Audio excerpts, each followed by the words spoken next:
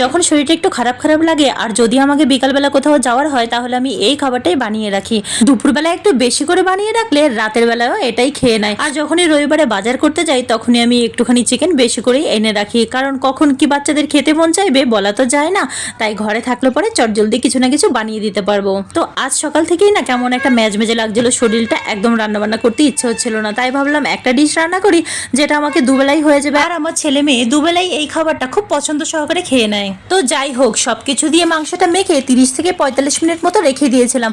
আমি যখন মাংসটা মেখেছিলাম তখন কিন্তু আমি আদা রসুন বাটাও দিয়েছিলাম, তখন আমি ক্যামেরাটা চালু করতে ভুলে গেছি। আর আমি কিন্তু বিরিয়ানি চাল দিয়েই ভাতটা করেছিলাম। ভাতটা কিন্তু 80% কুক হবে, একটু শক্ত শক্ত থাকলে ভাতটা ভালো হয়। একবারটি এরম ভাবে খেয়ে দেখো, খেতে কিন্তু ভীষণ স্বাদ লাগে। চলো আজকে টাটা, ভালো লাগলে সাবস্ক্রাইব করে সাথে থেকো, তোমাদের সাথ আমার ভীষণ ভাবে প্রয়োজন, প্লিজ সাথ দিও। আবার কালকে দেখা হবে। Heavy tasty.